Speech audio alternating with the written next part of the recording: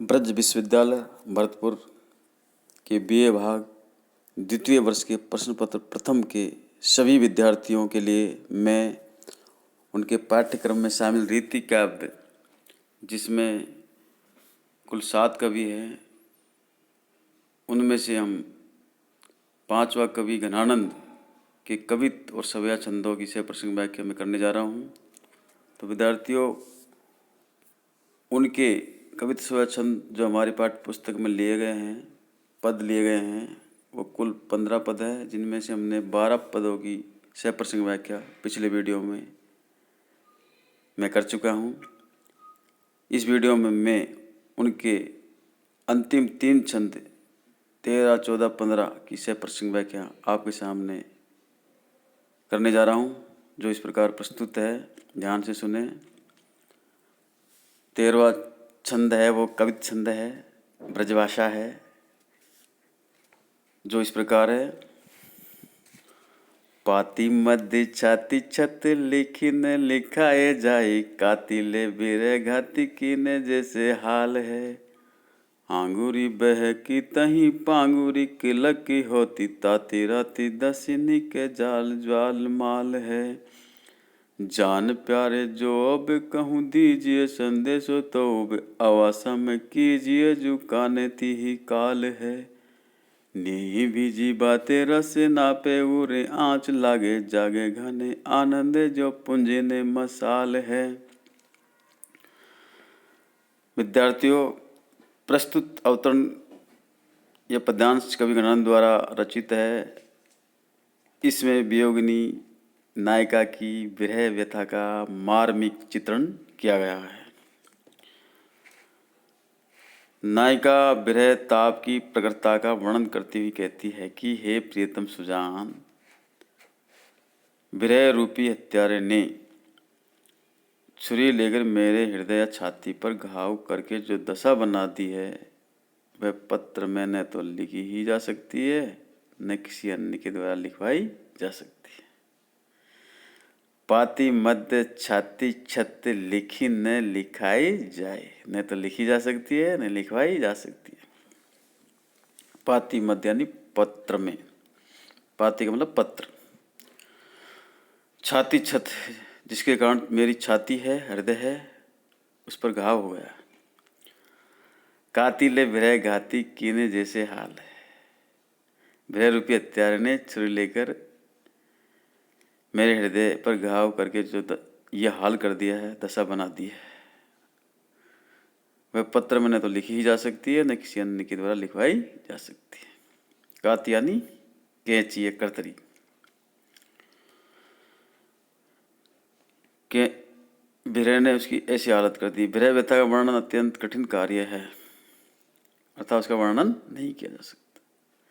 जब मैं स्वयं पत्र लिखना चाहती हूँ, तब मेरी अंगुलियां विरह ताप से तप्त होकर या गर्म होकर लाल हो जाती है, अथवा प्रेम दशा के कारण मेरी अंगुलियां अग्नि की लौ या लपट आगे लपटों के समान तप कर बहकने लगती है और चित्कार करती पंगु बन जाती। आंगूरी बह की तही पांगूरी की लकी होती, ताती राती दसन के जाल ज्वाल माल है। जब मैं स्वयं पत्र लिखना चाहती हूँ तो मेरी अंगुलियां विरह ताप से तप्त होकर लाल हो जाती है। ताती राती और दसनी के जाल यानी विरह की 10 दशाओं के समूह। ज्वालमान यानी आग की लपट के समान तप कर बहकने लगती है। आंगुरी बह की तय यानी तप कर पांगुरी हो जाती है, पंग हो जाती है, किलकी होती है और चिल्लाने लगती है, चित्कार करती हुई पंगु बन जाती है। इस तरह विरह दशा के कारण स्वयं पत्र लिखना चाहे तो भी नहीं लिखा जा सकता। आगे नायिका कहती है, जान प्यारे चोब कहूँ दीजिए संदेशो, तो आवासम कीजिए जो कान ती काल है। नायिका कहती है कि हे प्रिय, यदि किसी के साथ मौखिक संदेश प्रेषित करती हूँ तो भी मेरे लिए समस्या उत्पन्न हो जाती है, क्योंकि मेरे संदेश को वही व्यक्ति सुन सकता है जिसके कान आवा के समान बने हुए हो। मेरे संदेश में विरह ताप के कारण इतनी उष्णता या गर्मी उत्पन्न हो गई है कि सुनने वाले के कान जल जाएंगे। जान प्यारे तो कहूँ दीजिए संदेश तो आवाज़ में कीजिए। कुम्हार का आवाज़ होता है जो गर्म होता है, जिसमें मटके पकाए जाते हैं, उसके समान वो गर्म है। अवसम कीजिए जो कान ती काल है। सुनने वाले के कान जल जाते हैं, जल जाएंगे, नष्ट हो जाएंगे उसकी गर्मी के कारण, विरह की अग्नि के कारण। संदेशवाहक मेरे संदेश को बयान करने में असमर्थ हो जाएगा। संदेशवाहक जब संदेश सुनता है तो सुनाने वाला अपनी बात कह नहीं पाता है, क्योंकि स्नेह से भीगी हुई बातें, नेह भीजी बातें रस ना पे उर आँच ला गई, आज जागे घनानंद जब पूंजी न मसाल है। कि क्योंकि स्नेह से भीगी, प्रेम से भरी हुई बातें, वचन और बत्तियां ज्यों ही जिह्वा पर लाई जाती है, जीभ पर लाई जाती है, तो हृदय के भीतर से विराग्नि की ऐसी लपट उठने लगती है कि वे बातें मसालों की तरह जल उठती है।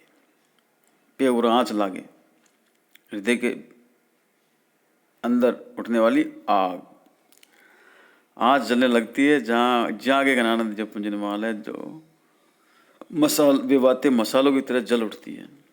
ने बीजी बातें रस ना पे और आँच लागे, अर्थात नेह बीजी बातें जो ही जिब्या पर लाई जाती है तो हृदय के भीतर से विराग्नि की ऐसी लपटें उठने लगती है कि वे बातें मसालों की तरह जल उठती है। पुंजन यानी समूह, मसाल यानी अग्नि की जलती हुई मसाल। इसलिए हे प्रिय, ऐसी दशा में तुम तक संदेश भेजूं भी तो कैसे भेजूं, अर्थात मैं संदेश भेजने में असमर्थ हूँ। वियोगिनी के विरहताप का वर्णन यहाँ अतिशयोक्तिपूर्ण है और अनुप्रास, श्लेष, विरोधाभास, उपमा और अतिशय अलंकार और सुंदर प्रयोग किया गया है। ब्रजभाषा है और कवित छंद है।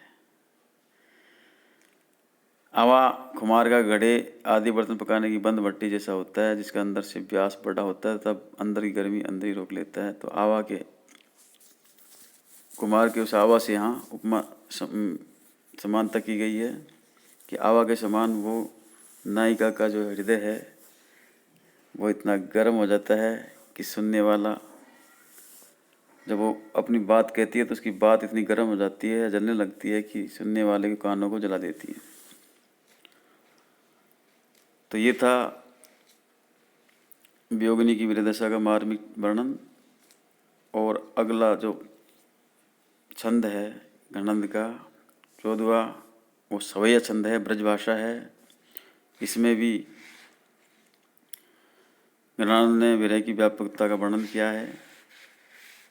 घनानंद कहते हैं, कंतर में उर अंतर में सुलहे नहीं क्यों सुखी राशि निरंतर, दंत रहे घैया गुरी तेजु वियोग के ते तचे पर तंतर, जो दुख देखती हूँ घन आनंद, रेन दिना बिन जान सुतंतर, जाने वे दिन राति बखाने, ते जाई परे दिन राति को अंतर।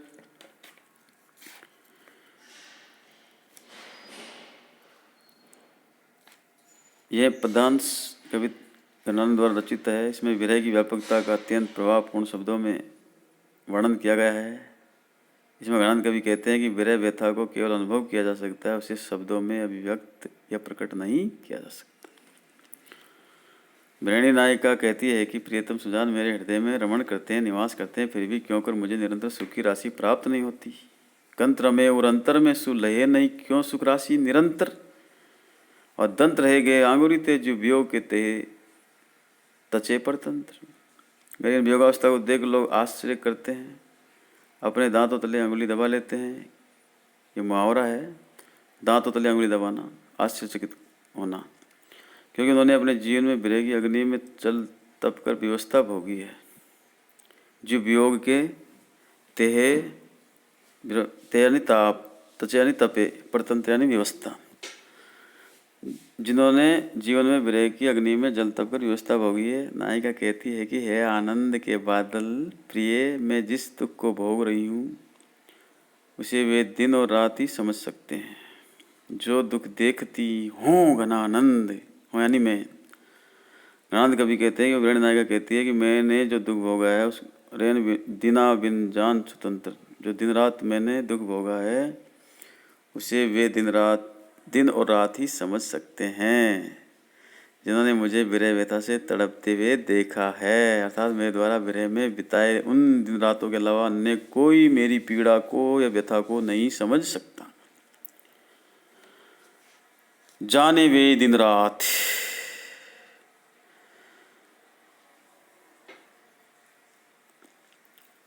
इसलिए यदि मैं उस भोगी गई व्यथा का वर्णन करूंगी तो मेरे दुख को कहने और सहने में दिन रात का अंतर हो जाएगा।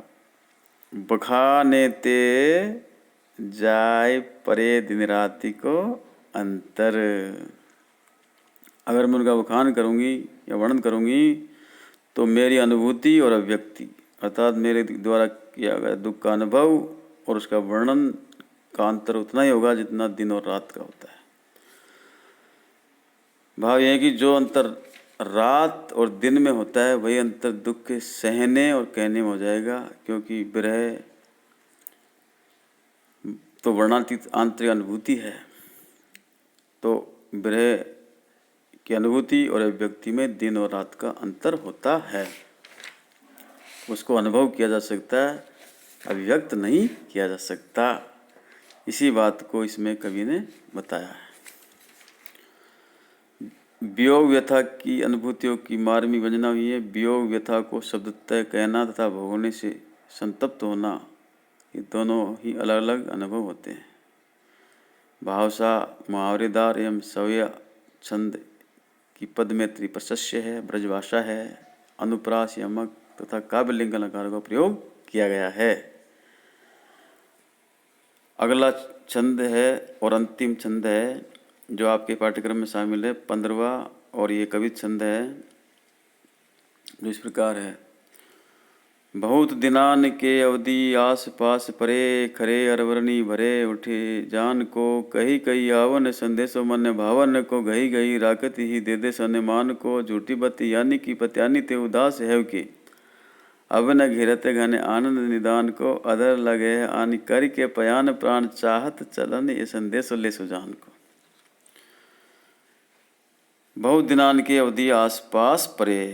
प्रस्तुत अवतरण रीति मुक्त काव्यधारा के कवि घनानंद द्वारा रचित है। इसमें वियोगिनी नायिका की विवस्था और व्याकुलता का वर्णन किया गया।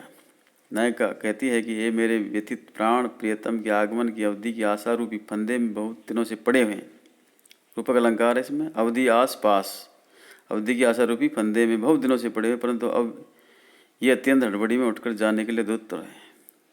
खरे अरवर्णी भरे हैं उठी जान को, मन भावन प्रियतम के आने का संदेश बार बार कहकर और बार बार उनकी बातों का सम्मान रखकर ये प्राण कुछ अटके हुए हैं। कही कही आवन संदेशो मन भावन को, गही गही राकत ही दे दे सन्मान को।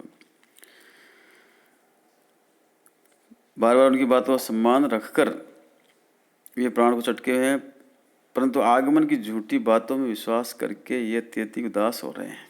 झूठी बत्ती यानी की पत्यानी ते उदास है के, अब न घिरत घनानंद निदान को, और अब कोई समाधान या उपचार न होने से रुक नहीं सकते। अब तो ये प्राण प्रियतम का संदेश लेकर चलना चाहते हैं, इसी कारण ये प्रस्थान करने के लिए होठों पर आ गए हैं। अदर लगे, अदर यानी होठ, अदर लगे हैं आनी, अर्थात अदर पर आकर, होठों पर आकर लग चुके हैं, होठों पर आ गए हैं। करके पयान प्राण, और अब ये प्राण पयान करना चाहते हैं, प्रस्थान करना चाहते हैं। चाहत चलन ये संदेश ले सुजान को, और अंत में ये सुजान का संदेश लेकर जाना चाहते हैं। उसी संदेश को सुनने के लिए ये होठों पर आकर अटक गए हैं। अर्थात व्याकुल प्राण अब प्रस्थान करने ही वाले, परंतु प्रियतम संदेश सुनने के लिए होठों तक आकर रुक गए हैं। विरह व्यथा से अड़बड़ाना, उत्कंठा रखना, विश्वास करना, फिर कोई उपाय न देकर निराशा से ग्रस्त होना और शरीर से बाहर निकल पड़ना आदि विविध क्रियाओं की मार्मिक व्यवस्था व्यंजित हुई है। इसमें विरह की विविध दशाओं का वर्णन हुआ है। मनन कवि छंद है उपयोग श्रृंगार है, ब्रजभाषा है, अनुप्रास, रूपक, पुनरुक्ति, प्रकाश, मानवीकरण एवं पर्यायवाची अलंकारों का प्रयोग किया गया है। तो इस प्रकार ये थी गणानंद के पद जिनकी से प्रसंग व्याख्या मैंने आपके सामने प्रस्तुत की। इस वीडियो में इतना ही। धन्यवाद। मैं हनुमान प्रसाद मीना, सहायक आचार्य हिंदी, राजकीय स्नातकोत्तर महाविद्यालय बयाना।